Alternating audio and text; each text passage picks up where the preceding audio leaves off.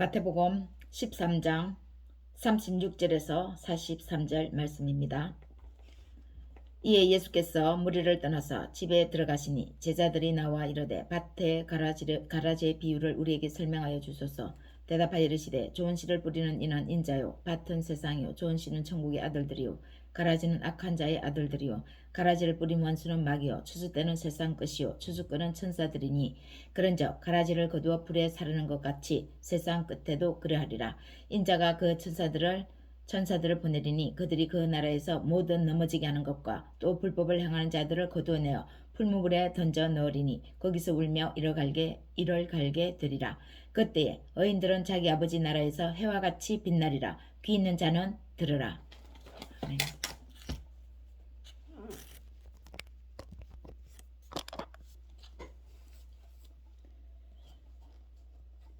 예수님께서 주로 말씀을 하실 때 비유로 말씀을 하십니다. 비유의 내용이 비유를 듣는 사람이 도저히 이해할 수 없고 접근할 수도 없는 엉뚱한 내용을 가지고 말씀하시지는 않습니다. 그 시대의 생활상이나 그들의 생활 풍습을 환경을 보면서 말씀하셨죠. 자기와 감정이 있는 사람의 밭에 가라지와 같은 잡초를 뿌리는 일이 상당히 많았다고 보아집니다. 오늘 이 본문 말씀을 보면요. 자신에게 해를 입힌 사람을 보복하기 위해서 밤에 원수의 밭으로 가서 가라지를 덧뿌리고 간 것을 알 수 있습니다. 이스라엘에 서식하는 식물인 가라지는 보리와 비슷하게 생겼기 때문에 일명 독보리라고도 합니다. 보리와 매우 흡사하여 보리밭에 기생해서 함께 자랄 경우 이삭이 될 때까지는 거의 보리와 구분이 안 됩니다. 추수 때가 되어야만 구별이 가능해지는 것이죠. 또한 가라지 씨앗은 보리나 미랄보다 훨씬 작으며 그 속에 독성 물질이 포함되어 있기 때문에 이것을 먹으면 심한 메스꺼움과 경련과 설사를 일으키며 때로는 죽음을 초래하기도 한다고 합니다. 그래서 독보리, 가라지 무서운 거죠. 우리 삶에서 가라지를 악한 자의 아들로 보시고 사람들을 믿음에서 넘어지게 하는 그런 자라고 오늘 비유에서 예수님은 말씀하시는 것입니다. 즉 불법과 부정을 행하는 그런 사람들을 비유해서 말씀하십니다. 가라지를 뽑지 말라고 하잖아요. 가라지를 뽑다가는 좋은 씨앗의 알곡인 그 곡식이 뿌리채 뽑힐 가능성이 있기 때문에 예수님은 뽑지 말라고 하는 것입니다. 결실기가 되기까지는 그것이 가라지인지 곡식인지 알 수 없기 때문에 자칫 잘못했다가는 곡식을 뽑을 위험성이 있는 것이죠. 누가 가라지고 누가 알곡입니까? 결실이 되기까지 독보리인지 진짜 보리인지 진짜 곡식인지 알 수 없다고 말씀하시는 것입니다. 영원한 악인이 존재합니까? 영원한 의인이 존재합니까? 심판에 이르기까지, 심판이 되는 그날까지 그 존재의 나타남은 아무도 알 수 없다고 하는 것입니다. 빌립보서 2장 3절 아무 일에든지 다툼이나 허영으로 하지 말고 오직 겸손한 마음으로 각각 자기보다 남을 낮게 여기며. 마태복음 2장 16절 이와 같이 나중된 자로서 먼저 되고 먼저 된 자로서 나중되리라. 바리새인과 그 서기관들은 주로 그들의 눈으로 볼 때 가라지는 세리와 가난하고 힘없는 사람들입니다. 상류층 계급이 아닌 가난한 백성들입니다. 그러나 우리 독자들이 보는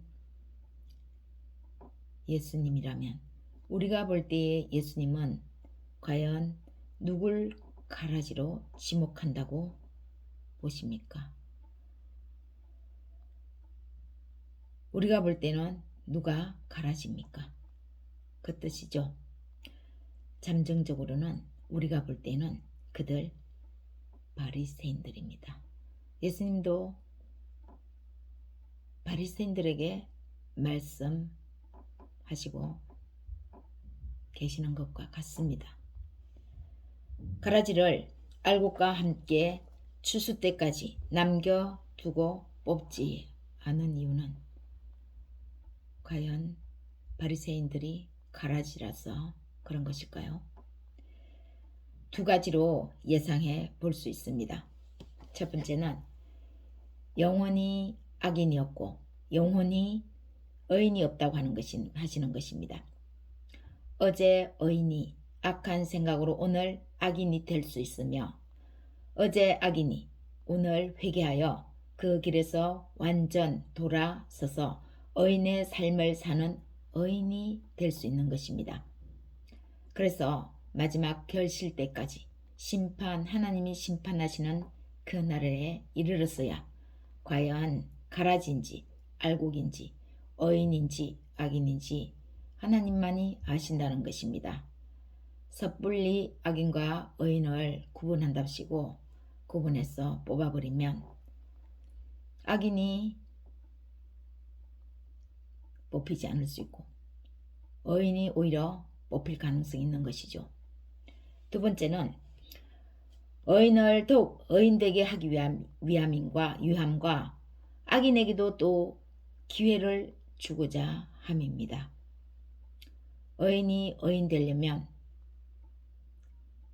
악한 가라지와 같은 그런 가라지와 같은 악한 자를 붙여 놓을 때 진정 의인이 의인다워진다는 것입니다.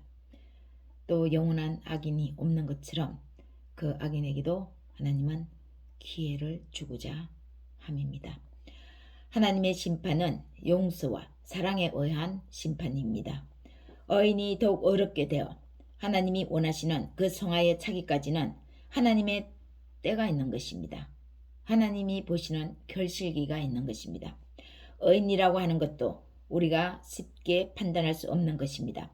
하나님의 결실기인 그 심판의 시간이 이르기 전에는 하나님 앞에서의 인간이라는 그 겸손함을 결코 잃어버리면 안 되는 것입니다. 또한 악인에게는 천국의 삶을 새롭게 변신하는 삶의 기회를 빼앗지 않는 것입니다. 그 기회를 열어두는 것입니다. 용서받지 못할 죄는 성령을 모독한 죄라고 성경에서는 말씀하고 있습니다. 그 성령 모독죄를 우리가 어떻게 완전히 확연히 구분할 수 있겠는지요? 여러분, 우리의 인생이 그런 것 같습니다. 앞서기도 하고 뒤서기도 하고 리더하기도 하고 어느 부분이나 어느 시점에서는 리더에 따라가기도 하는 겁니다. 인생에는 희노애락이 있습니다. 생과 사, 화, 복이 있습니다.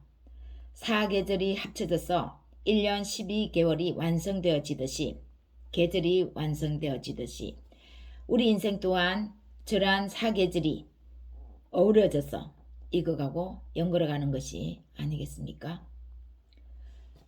가라지라 하면 엄청나게 나쁜 사람으로 비유될 수 있겠지만 우리의 일상에서 늘 일어나는 우리의 삶의 형태인 것 같습니다. 내가 항상 알곡 같은 생각만 하지 못하듯이 우리는 오늘 알곡이 될 수도 있고 내일 또 나 자신도 모르게 그 알곡에 대해 가라지가 되어 방해를 할지도 모릅니다. 그래서 예수님이 말씀하시는 것 같습니다. 지금 우리에게요. 늘 깨어서 기도하라. 범사에 감사하라. 쉬지 말고 기도하라. 이 마음이 없으면 내 생각에 하나님의 세계를 한계지어 악한 마음이 일어나는 것입니다.